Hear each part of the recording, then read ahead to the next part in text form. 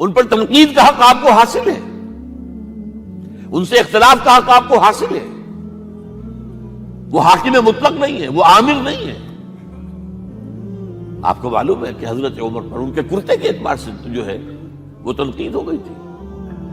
تنقید کرنے والا کون تھا؟ سلمان فارسی رضی اللہ تعالی عنہ، جن کے بارے میں حضور نے فرمایا سلمانو منا اہل البیت، یہ تو ہمارے اہل بیت میں سے ہے، اتنا قریب.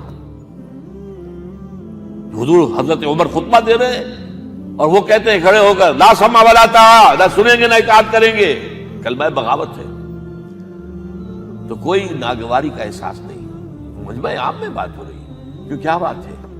یہ جو کرتا آپ نے پہنا ہے یہ ان یمنی چادروں سے بنا ہے جو مال غنیمت میں آئی تھی، اور جتنی ٹکڑا جو ہے ہر مسلمان کو ملا اس سے کرتا نہیں بنتا. اور آپ ہیں بھی طویل القامت، آپ کا کرتا کیسے بن گیا؟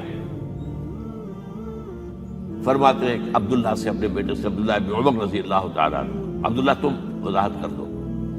وہ کھڑے ہو کے کہتے ہیں نہ میرا کرتا بن رہا تھا نہ ابا جان کا، میں نے اپنے حصے کا کپڑا ابا جان کو دیا ہے، اس سے ہی کرتا بنا. الآن نسمع ونطیع، بس اب اس کے بعد آپ فرمائیے، آپ جو کہیں گے سنیں گے اور اطاعت کریں گے. یہ متوازن نظام، نہ ڈکٹیٹریت ہے کہ کوئی بول نہیں سکتا. تم اور حاکم وقت پر تنقید کر رہے ہو اور بربرا کر رہے ہو. ایک عورت پکڑ لیتی ہے حضرت عمر کو رضی اللہ تعالیٰ عنہ. حضرت عمر نے آرڈیننس نافذ کر دیا تھا کہ اتنے سے زیادہ، اتنی رقم سے زیادہ مہر نہیں رکھا جا سکتا. کہ عمر تم کون ہوتے ہو ہمارے حق کے اوپر پابندی لگانے والے؟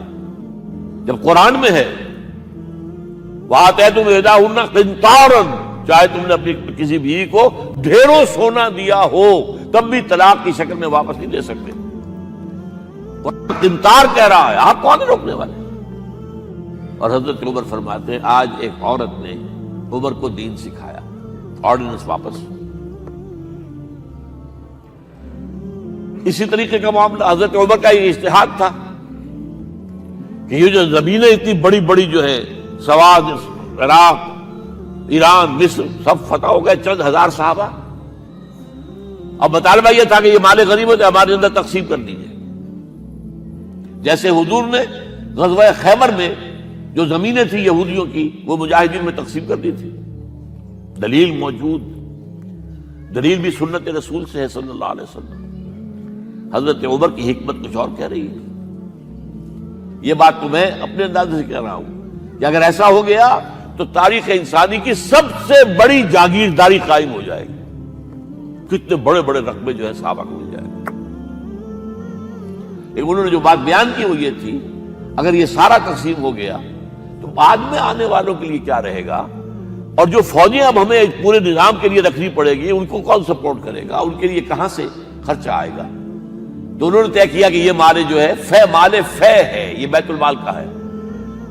جو مال غنیمت ہے وہ صرف وہ ہوگا جو عین محاذ پر حاصل ہوا ہے. ہتھیار ہیں یا بھیڑیں بکریاں ہیں یا اور جانور ہیں، یا وہاں پر جو پکڑے جائیں گے قیدی وہ غلام ہوں گے، وہاں پر اگر عورتیں ہوں گی پکڑی جائیں گی، خریدیں ہوں گی. یہ نہیں کہ پورے ملک جو ہے وہ غلام بنا دیے جائیں اور پورے ملک کی جو زمینیں تقسیم کر دی جائیں. بعض صحابہ کھڑے ہو گئے نہیں. اب حضرت عمر نے ٹریبونل قائم کیا ہے.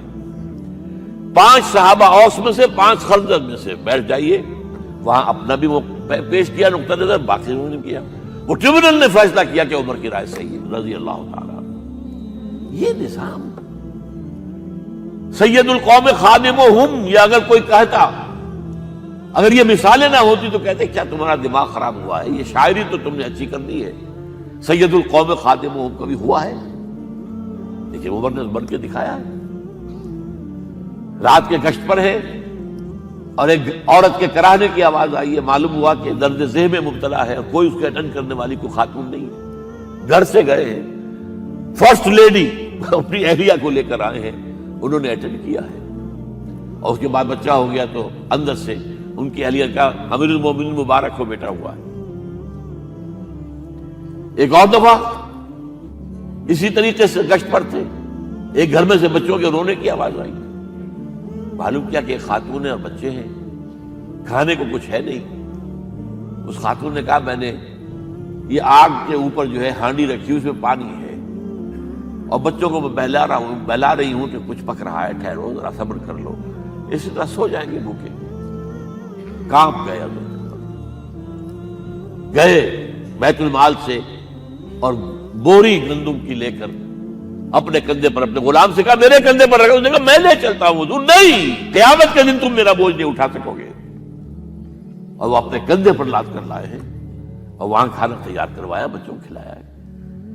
یہ نظام، یہ ہے رحمت للعالمینی کا مظہر۔ یہ جان لیجئے سیرت محمدی صلی اللہ علیہ وسلم کے جب آپ مطالعہ کرتے ہیں کہ وہ سارا انقلابی جدوجہد کا دور ہے، اس میں ابھی نظام کی جو خوبیاں ہیں وہ پورے طور پر سامنے نہیں آئی تھی۔ ابو بکر صدیق رضی اللہ تعالیٰ عنہ کا دور خلافت جو ہے وہ بھی کاؤنٹر ریولوشنری موومنٹس کو ختم کرنے میں صرف ہو گیا ہے، جسے انگریزی میں کہتے ہیں للی ان بلوم، نظام اسلام۔ اسلام کا نظام عدل اجتماعی جو ہے ایک کھلے ہوئے پھول کی طرح نظر آئے گا حضرت عمر رضی اللہ تعالیٰ عنہ کے دور خلافت میں۔ مساوات کا اندازہ آپ کر سکتے کوئی؟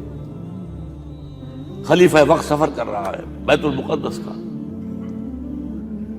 کتنے کئی سو میل، میرے کم سے کم 500 میل تو ہوگا مدینے سے بیت المقدس۔ ایک اونٹنی ہے، ایک خادم ساتھ ہے، اسی اونٹنی کے اوپر راشن بھی ہے راستے کا، لہذا ایک وقت میں ایک آدمی سوار ہو سکتا ہے، دو نہیں۔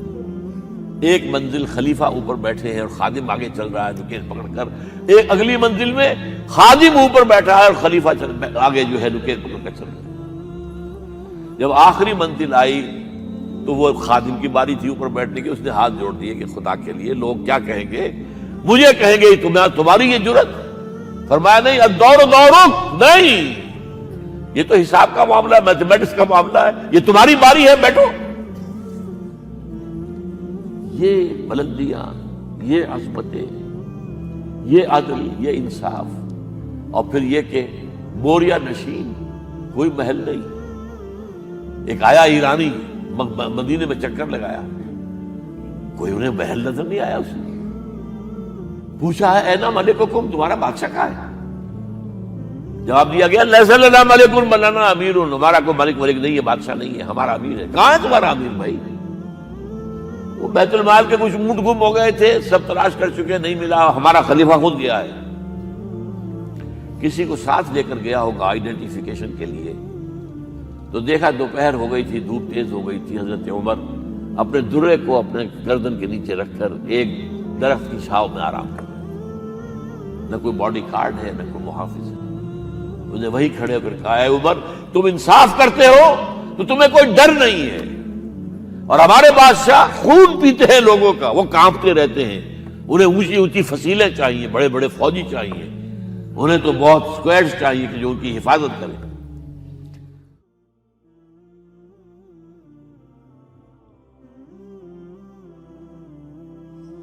حال دل کس کو